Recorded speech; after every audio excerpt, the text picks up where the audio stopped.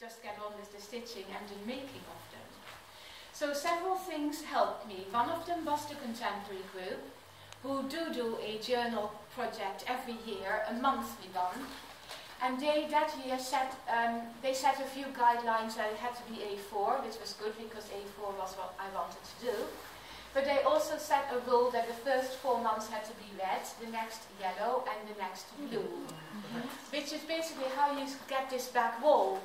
The theme was entirely left up to the individual person, but I decided that I would make all the red ones, all the yellow ones, and all the blue ones on separate themes, with all the same theme for the color. So that was one of the things that really helped me in at least 12 of them.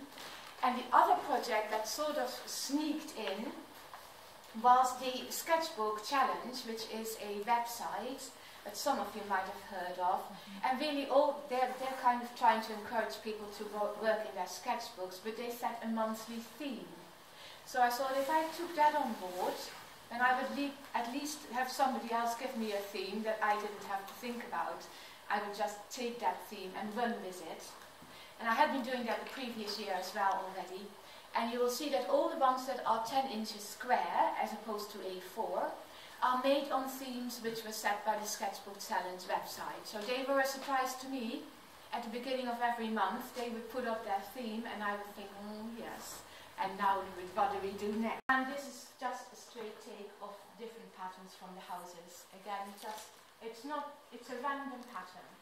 Some of you who were at the Loch Lomond show earlier this year will have seen a big quilt with exactly the same pattern as this. So some of these journal quilts have already inspired much larger work, and I think that will probably continue because there was just so much that I put in there idea-wise that it seems a shame to waste all those thoughts on just a small journal quilt. And although not all the journal quilts lend themselves to being interpreted big, this one definitely did. And in fact, I've done this one twice. I did it for the Loch Lomond show, and then if you were at the Festival of Quilts, I also did it in Japanese fabrics, which were gold and silver, sparkling. You were there, yes, yeah. So that was a kind of a way of doing Venice.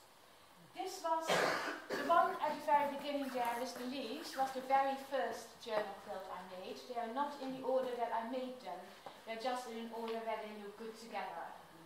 And this was the very last one. The very last one wasn't difficult to think. I just gave myself a bouquet of flowers. In one of those vintage books I found this chap here, who in real life is apparently that size, so I'm quite pleased he's in Africa somewhere.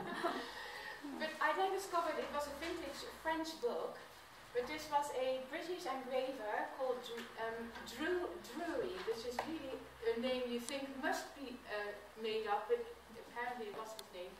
And this chap is now called the Goliath de Drury. Of course the printing was black and white, and I like using black and white for starting, because it gives me a free hand to colour whatever colour I would prefer to do.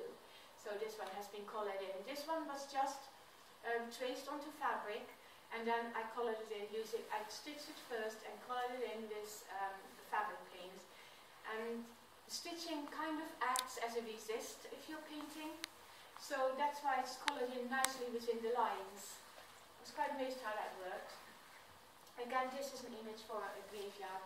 There are still, if you read your little write-ups, you will see that there's a lot of things that you would not think came from a graveyard that did. I think one of the reasons is I spend so much time in them that, I take a lot of photographs in them, so they work very well to interpret into fabric. And I try to take the photograph and actually already think about the quilt. So, unlike some people that just take loads of photographs and end up with one or two that they like, I am still of a generation that likes to take one picture and get it right the first time. And I literally look in my viewfinder and I try to kind of design and find the exact piece that I would like to interpret into fabric. And this was a window in, I think it's Lamington Church, which was cracked. It's in fact just a little bit of playing using fabrics I painted, and things I liked. I was quite surprised by how easy in the end the project was for me. I enjoyed it. I had a really good time doing all these journal quilts. When I was finished, I was very pleased with how different they all were, how many different techniques I'd managed to experiment with or try out. And I mean, I do have my favorites. Yeah, don't ask. But some of them I'm not as happy with, but I am quite loyal to my own work, so I'm not going to tell you which those are. I'm also not going to tell you that I had a little list where I think those would probably sell first. I got it completely wrong, as in 100% wrong. There's some people just like some and other people like others, and I think that's what makes life interesting.